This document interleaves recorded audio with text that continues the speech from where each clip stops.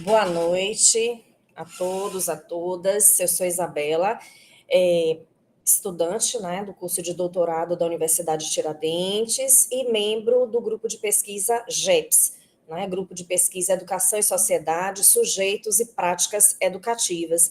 E hoje, né, eu convido a todos vocês para que possamos fazer um diálogo sobre a temática formação de professores para a educação básica. Vamos lá? Bem, a nossa discussão ela vai ser pautada, né, a partir do livro Formação de Professores para a Educação Básica.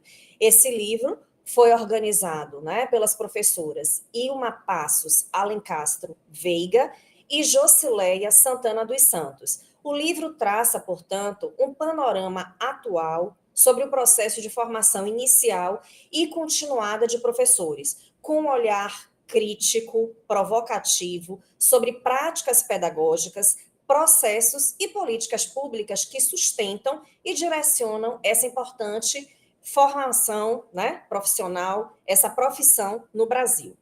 Agora a gente vai conhecer um pouco sobre as organizadoras do livro.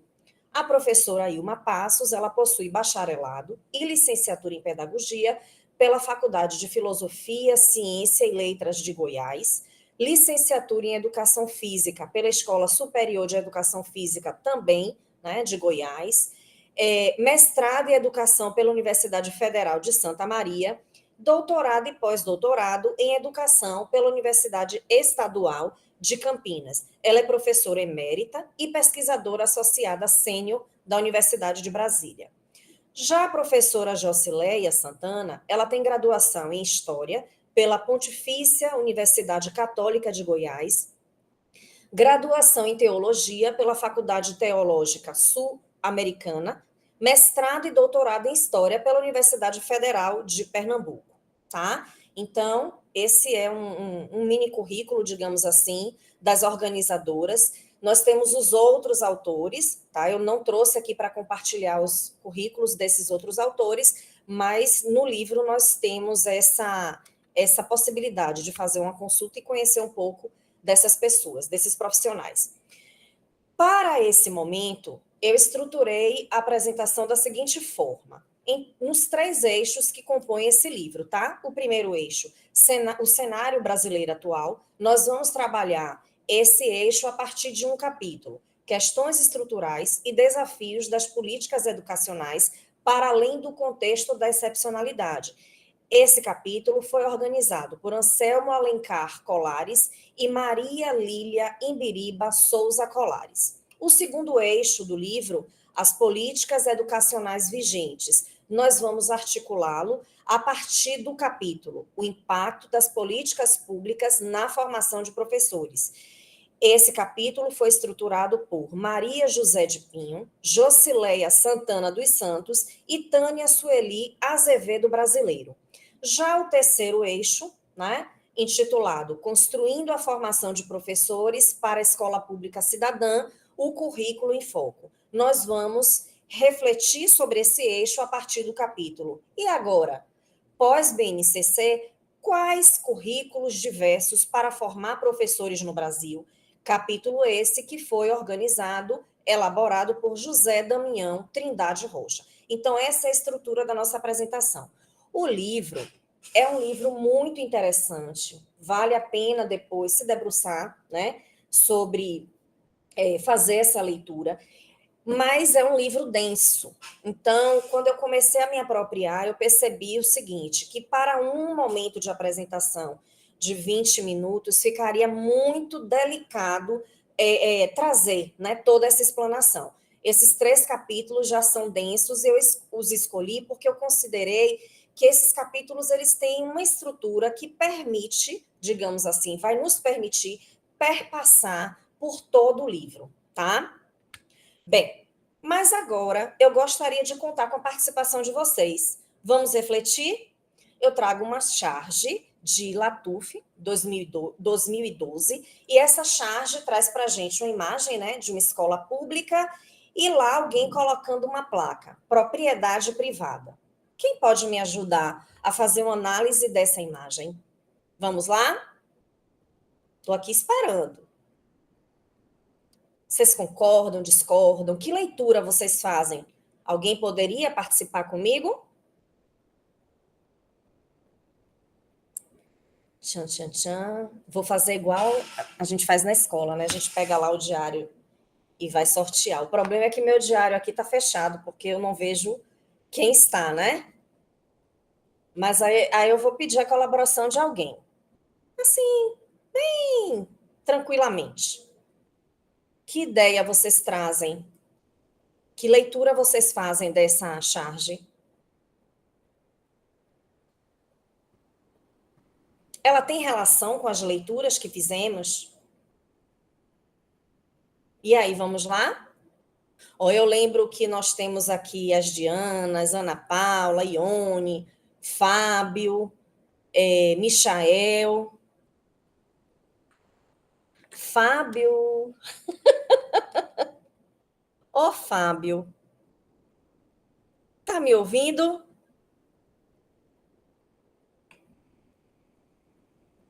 Vocês estão me ouvindo? Estamos ouvindo bem, Isabela.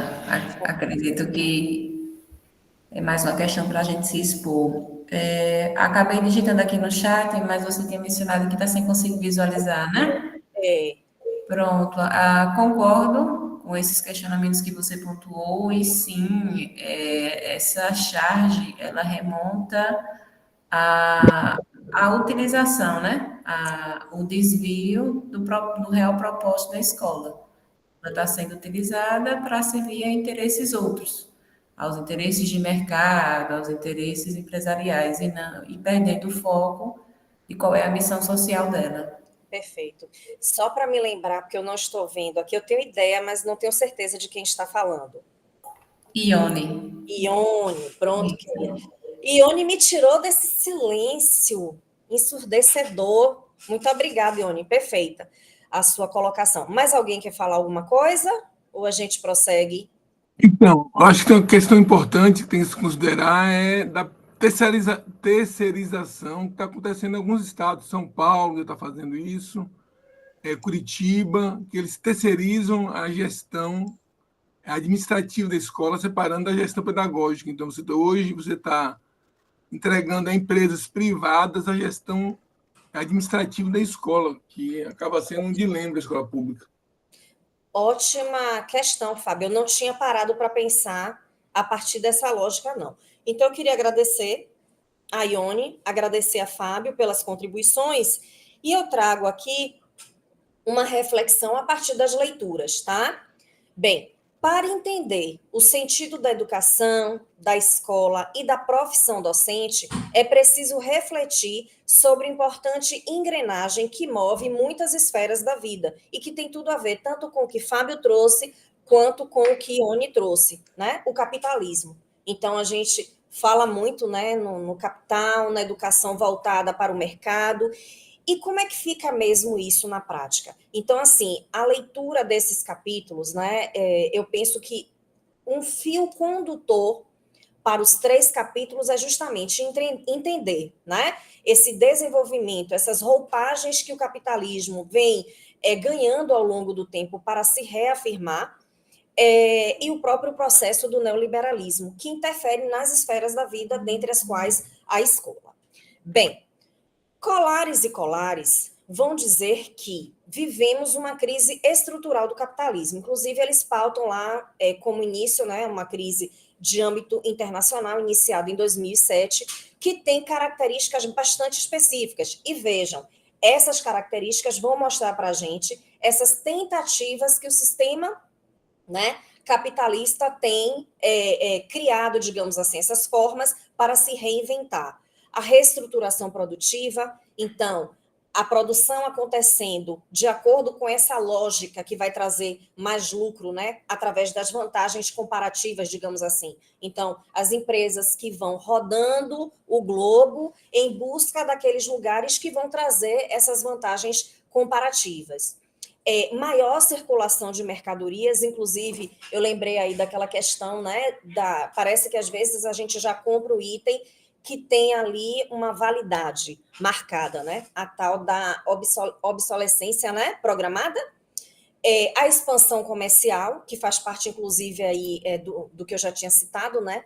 Dessa variação de espaços. Antes a gente tinha uma lógica que era instalar ali a empresa no mesmo local da produção. Hoje você vai ter um escritório no lugar e a produção vai acontecendo de acordo com o que se pode extrair de melhor, digamos assim, de cada região, de cada localidade. A financiarização, que é uma fase mais atual, digamos, do capitalismo, e o incentivo ao lucro. Então, tudo isso vai estar relacionado com esse desejo, digamos assim, essa busca de reestruturação e crescimento da lógica capitalista. Então, nesse contexto, a educação, assim como os vários serviços que nós utilizamos em nosso cotidiano, vão estar no bojo dessa lógica neoliberal, a qual incentiva que os sistemas educacionais e o conhecimento sejam meras mercadorias a serviço do capital. Então, quando a gente volta, né, para a charge, é justamente, né, Fábio, o que você trouxe, que aí é até uma análise interessante, o que Ione trouxe também. Então, a escola que ela vai estar sendo toda moldada, digamos assim, a educação, a escola, a partir de uma lógica que é para retroalimentar esse sistema, que é um sistema perverso, individualista, excludente, né, como nos traz, por exemplo, Milton Santos. Bem, e como ficam a educação e a escola? Esse capital fictício, que muitas vezes ele vai estar circulando, mas é um capital fictício, e sua necessidade de rotação em tempo cada vez mais curto, né, para gerar lucro, é claro, viu na educação uma grande oportunidade. E aí eu vou dar uma paradinha, porque eu me lembrei, né, os autores, eles vão falar, por exemplo, do crescimento das instituições privadas, principalmente para trabalharem, né, com a educação superior, e também a questão da educação, o boom, né, que teve a educação à distância, que a gente sabe que está aí passando também por uma reformulação. Então, essa educação que ela vai expandir a partir dessa lógica do capital, dado ser um campo em larga expansão e a escola ter se tornado a forma predominante e quase exclusiva de formação, tanto para o trabalho, né, formação para o mercado, formação para o trabalho, quanto para outros aspectos da manutenção do próprio sistema capitalista. E aí os autores trazem também alguns pontos de crítica, como, por exemplo, que escola é essa, né?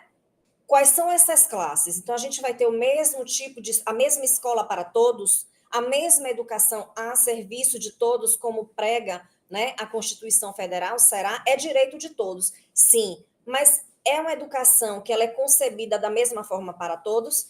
Claro que sabemos, né, a resposta, claro que não. Então, a gente vai ter a classe que vai dominar, que vai gestar, e a gente vai ter ali a classe que vai ser dominada e que vai operacionalizar. Então, não dá para ter o mesmo padrão de educação, digamos assim, de escola, né? Infelizmente, isso faz parte dessa lógica que é uma lógica perversa. E aí, tocando num ponto importante, que é a formação inicial de professores, né? Essa formação, ela requer um olhar voltado para os conteúdos científicos, para a reflexão e problematização acerca da realidade. Aí vocês podem parar para pensar, mas Isabela, não está faltando algo aí? Você está enfatizando a questão de conteúdos científicos e os pedagógicos. Calma. Os autores falam o seguinte, que existem várias formas, né, várias propostas, modelos para formar professores, que hoje esse processo de formação se dá não apenas em universidades, mas com esse próprio processo de expansão em faculdades, em institutos federais, em centros de educação superior, enfim. Então, a gente tem várias propostas e modelos, mas que, de uma maneira geral, muitas vezes essa educação moldada para o mercado é uma educação que vai estar pautada na aquisição de competências e de habilidades. Então, às vezes é como se ser professor, para ser professor, fosse apenas necessário aprender, entre aspas, a fazer, né? E aí, mais cedo, antes da gente começar a apresentação, estávamos aqui nos bastidores do GEPS, Fábio trouxe uma questão interessante, que foi sobre a profissionalização, né, do professor. Então, por isso, os autores trazem aí uma ênfase aos conteúdos científicos, dizendo para a gente o seguinte, olha só, é importante que o professor aprenda a ser pesquisador, é importante que o professor se reconheça enquanto um potencial intelectual, Por isso, essa ênfase aos conteúdos científicos, sem desmerecer os pedagógicos, mais à frente a gente vai ver. E por que isso? Ele tem que pensar sobre o que ele vai trabalhar, né? Qual é a área do conhecimento que ele vai trabalhar. E aprender a problematizar sobre a sua realidade, né? Para que, portanto, ele tenha a capacidade de formar cidadãos que também possam pensar e problematizar a realidade em que vivem. Diante disso, é fundamental que o poder público foque num contexto de políticas públicas educacionais que contribuam para a atratividade e retenção de bons profissionais para a docência. É interessante porque né, esse comentário, bons profissionais para a docência, ou seja, eu não vou ser professor porque eu não tenho outra opção. Eu vou ser professor porque eu quero ser. E como eu vou ser formada, né? O que é necessário para eu me profissionalizar? Na página 55, eu achei interessante, os autores trazem aqui um conceito simples para a política educacional. E eu quero fazer essa ênfase porque, como a minha pesquisa de doutoramento trabalha com políticas públicas educacionais, eu tive muita dificuldade de achar um conceito, né? A gente até fez uma formulação. E quando eu li esse livro que vi, embora simples, mas eu acredito que vale a pena compartilhar. Então, nesse caso, política educacional é como um programa de ação, um fenômeno que se produz no contexto das relações de poder que são expressas pela política. E por que das relações de poder? Porque essas políticas, elas vão ser concebidas, engendradas pelo poder público, por organizações não governamentais, pela iniciativa privada, tá? Então, na verdade, é algo que é bastante complexo, né? De se analisar. Assim, embora a educação seja um direito constitucional, como nós já havíamos mencionado, as políticas públicas educacionais formuladas ao longo do tempo no Brasil pelo poder público, à luz da iniciativa privada e organismos internacionais, sim, vários autores vão pontuar, né, os organismos internacionais que vão influenciar diretamente nesse processo, né, de concepção, por exemplo, até curricular, e também das políticas de uma maneira geral, nem sempre priorizam a educação como um projeto de desenvolvimento nacional, aspecto que se relaciona ao cuidado com a profissão docente, nos diz Pinho, Santos e Brasileiro. E aí, eu trouxe, né, eu fiz um acréscimo aqui, não está no material, mas então eu fiquei pensando, olha só, a gente pode, obviamente, estabelecer uma relação entre o índice de educação e o IDH, né? Ou seja, os países que investem na educação, que nós temos conhecimento dessas informações, e como esse investimento ele vai se refletir no próprio projeto, né? Que os autores chamam aqui de quê? De desenvolvimento nacional. Então, olha a reportagem aqui do site Infomoney. Os países com maior índice de educação do mundo. Lista foi desenvolvida de acordo com a porcentagem da população que cursou ou está cursando o ensino superior. E aí, alguns destaques, né? Canadá tem um índice de 50%. A organização aqui, gente, foi pelo índice de educação, tá? E tem o IDH de 929, por exemplo. Vamos ver aqui, ó, Irlanda, com 37% do índice de educação, tem o IDH de 955, Coreia do Sul, 40% do índice de população e, por sua vez, 916 de IDH. E nós sabemos que quanto mais próximo de melhor vai ser o nível e as condições de desenvolvimento do lugar.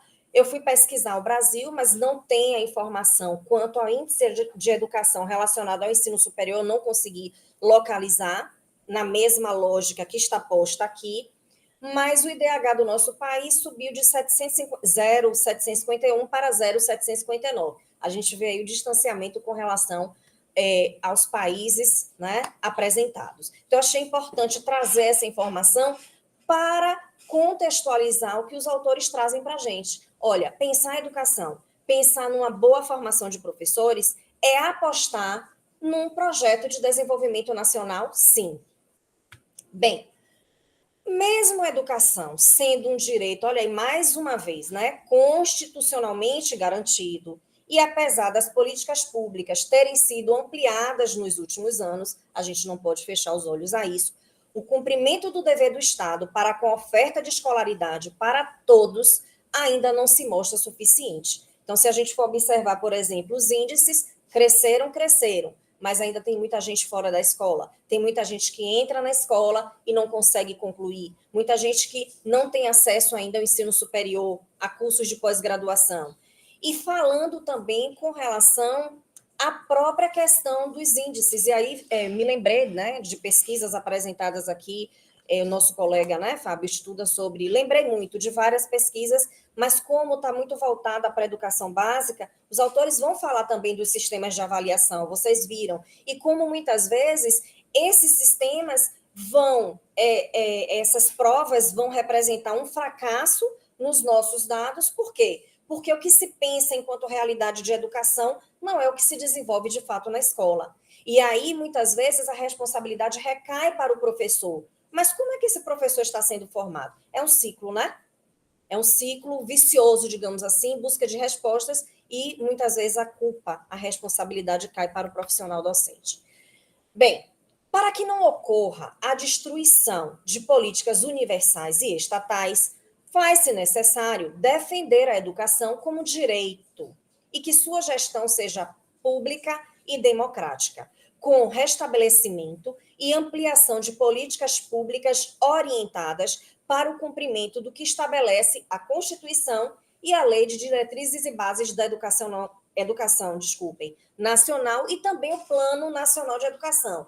Lembrando que o mais atual já tem a validade, né, nesse ano de 2024. E rechaçamento à forma mercadológica regida pela financiarização e o empresariamento. Então, qual é o modelo? O que é que se pensa enquanto educação? Que vai refletir, consequentemente, na escola e na forma, no modo como formamos os sujeitos. E aí, pensando como um todo, lá da educação infantil ao ensino superior. Então, o que é ser professor? Os autores vão dizer para a gente assim, olha, ser professor, na nossa concepção, é pensar e relacionar os conhecimentos pedagógicos e os científicos. Ou seja, olha aí o resgate do que a gente já tinha conversado. Desculpem, tá? Então, essa inter-relação entre conhecimentos pedagógicos e conhecimentos científicos, lembrando que todos eles, né, e outros conhecimentos também, são importantes, tá? Então, é preciso conhecer aquilo que se pretende trabalhar, mas também compreender como esse trabalho deve ser desenvolvido. Então, eu faço essa leitura, né? Pensando até na questão da transposição didática, que os autores trazem também essa questão para a gente. Então, conhecer o conhecimento, digamos assim, a ser ensinado, a matéria, o conteúdo em si, né? Para entender a realidade e saber, através dos conhecimentos pedagógicos, como desenvolver esses conteúdos. Que lógica pode estar por trás? Qual é a melhor forma de preparar uma aula, recursos, enfim. Quanto ao percentual de professores formados no Brasil, de acordo com o último censo, foi de 2017, nós temos aqui 48% formados na rede privada, são mais de 7 mil cursos, tá? E 52% formados na rede pública. Por isso que eles tecem a crítica lá no início, dizendo, olha, muitas vezes, né, com esse boom das instituições para a formação no ensino superior, a gente vai ter um descompasso. E, às vezes, esse currículo, esse projeto, essas políticas organizadas, elas vão estar voltadas mesmo para o viés quantitativo, formar mais professores, e não questionando a qualidade desse processo formativo. Então, esse dado está na página 189. E Santos e Veiga vai trazer para a gente aqui 7.245 cursos de licenciatura, sendo que desses 3.765 cursos estavam no bojo, portanto, da rede pública. Né? Uma pequena aí margem. Então, pensar na formação inicial de professores, na verdade, em todo o processo educativo, mas agora a gente vai continuar focando na formação inicial de professores. é pensar também no currículo, porque o currículo, né, retrata para a gente relações de poder. Eu tinha separado aqui para ler Apple, né? Pronto, achei. Apple, na página 60, vai dizer para a gente o seguinte: tem muitas passagens que trazem um olhar interessante sobre o currículo, mas eu vou ler essa. O currículo é produto das tensões, conflitos e compromissos culturais, políticos e econômicos que organizam e desorganizam um povo. Tá? Então, diz Apple 2000, página 125. Então, pensar em currículo é pensar nas relações de poder, né? O que é que eu vou compor enquanto um conjunto de conhecimentos que vai ser trabalhado. E trabalhados. Lembra que nós falamos no início que escola? Para quem é essa escola? Então, como é esse currículo trabalhado para uma escola, por exemplo, ou instituição que trabalha em ensino superior, da rede privada, da rede pública, né? Então, pensar sobre o currículo é pensar nessas relações de poder, é respeitar a diversidade, as especificidades referentes a cada etapa e momento formativo. É bem interessante, vai ter relação com o ponto seguinte, é considerar o contínuo, integração entre as etapas e os momentos formativos. E aí os autores chamam a atenção dizendo o seguinte, olha, todas as etapas são importantes. Então, quando a gente pensa lá nos pequenos da educação infantil até ensino superior e pós-graduação, porque uma etapa vai influenciar e contribuir para a consolidação da seguinte.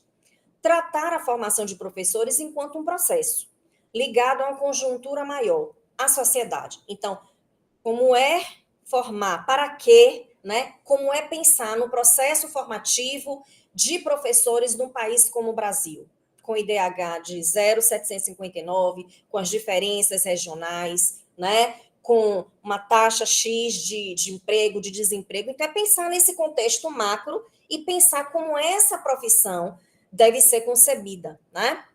E, por fim, mas não menos importante, pensar no professor enquanto intelectual, muito importante, que pode e deve educar para a prática da liberdade, mas ele só pode educar para a prática da liberdade, para uma formação cidadã, se ele for também educado desta forma, não é verdade?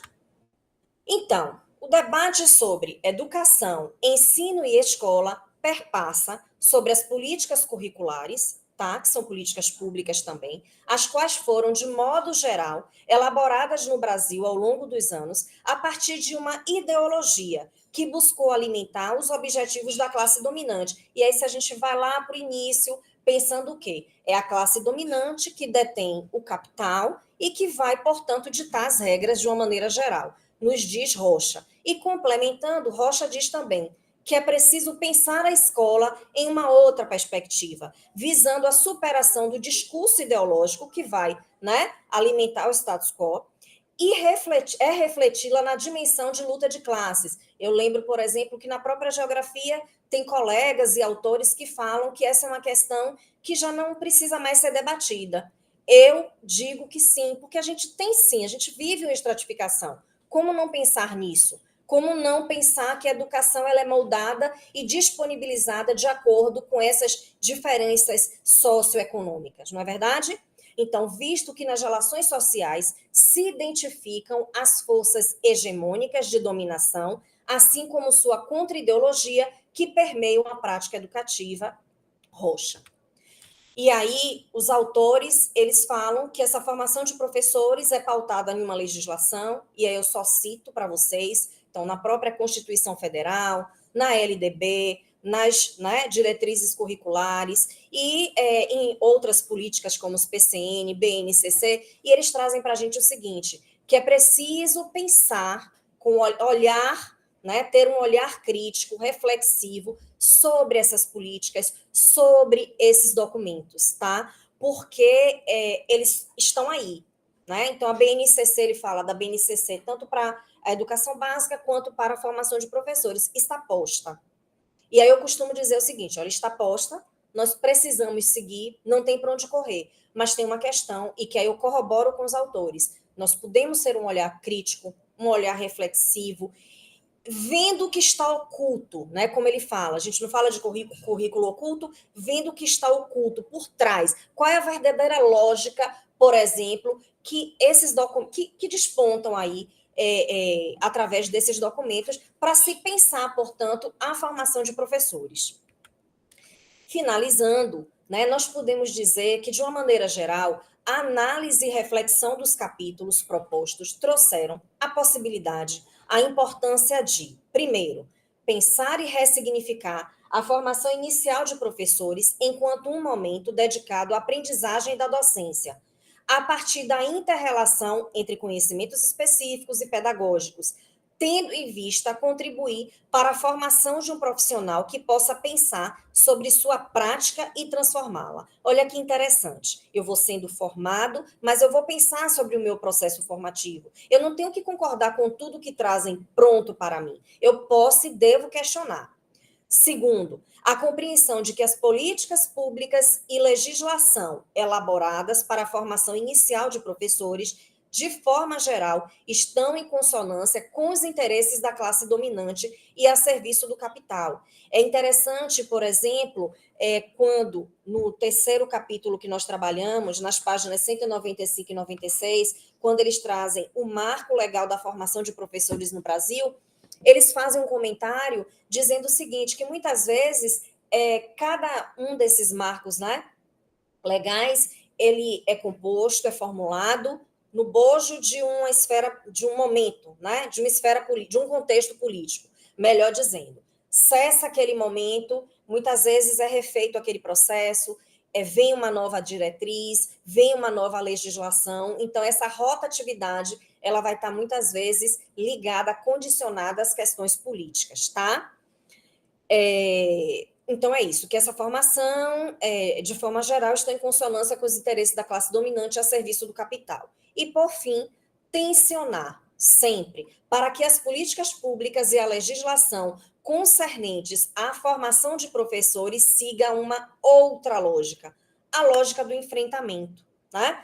A fim de alcançar mudanças para a profissão. Sabemos que é uma profissão que é uma profissão calejada, né? Me permitam a utilização da palavra. Mas é possível, sim, buscar um outro olhar. E esse outro olhar vai depender muito também de nós, né? Professores que estamos aqui no processo de formação e como nós vamos nos portar em nossas salas de aulas, independente do nível, né, e do momento formativo. Será que a gente consegue pensar a nossa profissão para além do que está sendo posto para nós? Será que nós conseguimos nos ver, professores e professoras, capazes de pensar, de ressignificar a nossa prática, de compreender essa lógica para tensioná-las, né? Para tensioná-la, né? Eis a questão. Trago as referências, né, dos 3 capítulos que nós utilizamos para essa discussão de hoje e tentei aqui pensar um pouco a partir da ideia de Pinho, Santos e Brasileiro. Não é uma citação direta, tá? Então, a educação, ela precisa sim ser pensada enquanto um projeto de desenvolvimento nacional, para que seja possível, portanto, formar pessoas capazes de refletir, questionar e buscar transformar a realidade em que se vive, né?